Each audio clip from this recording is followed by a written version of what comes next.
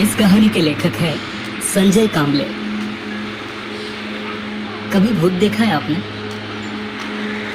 या कभी ऐसा अनुभव,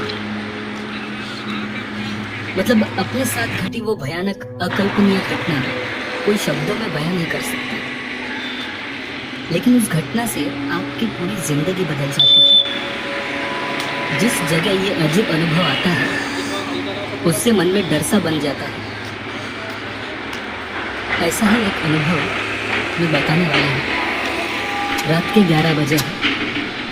मैं अपने छोटे से कमरे में बैठा हूँ। कुछ दिन पहले बाहर क्रिकेट खेलने वाले बच्चों से मेरी खिड़की की कांच टूट गई। उस टूटे हुए कांच से बाहर का घना अंधेरा मैं महसूस करता हूँ। मेरे कमरे के लाइट्स बंद हैं, साइलेंट मोड पे मोबाइल चार्जिंग पे है, और मैं अपना अनुभव आपके साथ बांटने वाला हूँ। किसी को सच लगेगा या तो कोई मेरा मजाक होगा। खैर, हमारे जैसे कई लोग काम के साथ अपनी पढ़ाई पूरी करते हैं। मैं भी ऐसे ही एक पार्ट टाइम काम करता था। दिन भर कॉलेज और रात में पड़ोस के चाचा की रिक्शा चलाता था। थोड़ी बहुत कमाई होती थी, जितना टाइम काम उतनी कमाई, इसलिए काम में वक्त का कोई अंदाजा नहीं होता था। पढ़ाई की सामग्री में साथ रखता था, खाली समय में पढ़ने के लिए। पर उस अनुभव ने मेरी पूरी जिंदगी बदल दी। 2 साल पहले अगस्त महीने का वो दिन था। उस दिन सुबह से ही मूसलाधार बारिश हो रही थी। मैं हर रोज की तरह साइकिल पर कॉलेज की ओर जा रहा था। बारिश कम होने का कोई संकेत नहीं और मेरी साइकिल की चेन निकल गई। मुझे कॉलेज पहुंचने में देरी हो गई। सर ने मुझे अगले लेक्चर तक बाहर रुकने को कहा। उनकी बातें मुझे बुरी लगी, पर मेरे पास कोई और विकल्प नहीं था। मेरी गर्लफ्रेंड के साथ भी अनबन हो गई, क्योंकि उसका बर्थडे था और मैंने उसे 12 बजे विश नहीं किया। वो गुस्से से चली गई। अपने दोस्तों से जाके बात करने लगा तो वो भी आज मुझसे नाराज थे। हमारा कहीं घूमने जाने का प्लान था और मैं भूल गया।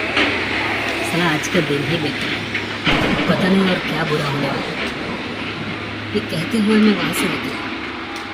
वो कहते ना, नसीब के आगे किसी की नहीं चलती। मन में ठान लिया था आज किसी के साथ उलझना नहीं, और मैं घर पहुंचा।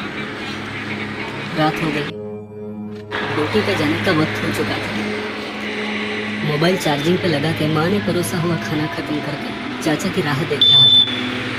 उस दिन उन्हें काफी देर हो गई थी। मैं फ्रेश होकर रूम के लाइट्स बंद करके उनके घर चला गया।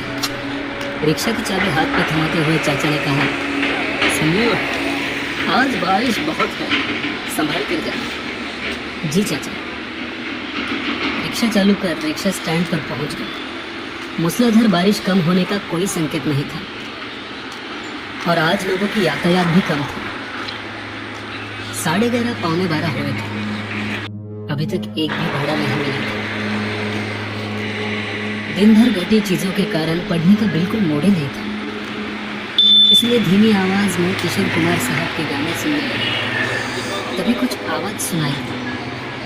गर्दन बाहर निकाले मैंने देखा, रास्ते के दूसरी तरफ बंद दुकान के बाहर एक आदमी मुझे हाथ हिलाकर बुला रहा था। रिक्शा चालू करके मैं उसके पास चला गया। 55 के आसपास की उम्र होगी उसकी।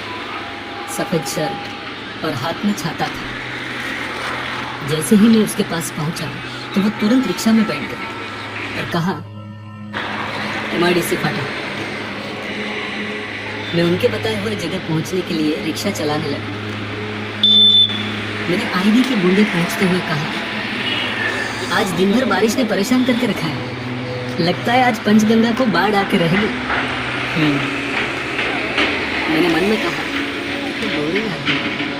और किशोर कुमार साहब के गानों की आवाज बढ़ाकर रिक्शा चलाना।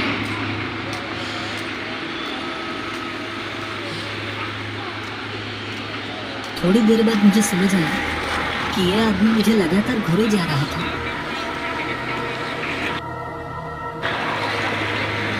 मैंने भी आईने में स्माइल दी, पर उनके चेहरे पर कोई भाव नहीं था। वो बस मुझे घूर रहे थे। अब हम शहर पीछे छोड़ के हाईवे पे आ चुके थे। रोज की तुलना में आज हाईवे पर गाड़ियां कम थी। हाईवे से होकर पुल की उस तरफ पहुंचा, तभी रास्ते के किनारे दो लोग मोटरसाइकिल को धक्का दे रहे थे। उसमें से एक आदमी ने हाथ किया। मैंने पैसेंजर से स्माइल करते हुए कहा, शायद उनकी मोटरसाइकिल बंद पड़ गई है, इसलिए धक्का दे रहे हैं। इतनी रात को इतनी तूफानी बारिश में गाड़ी को धक्का देना अच्छी बात नहीं। मेरे कहने पर उन्होंने कोई प्रतिक्रिया नहीं दी।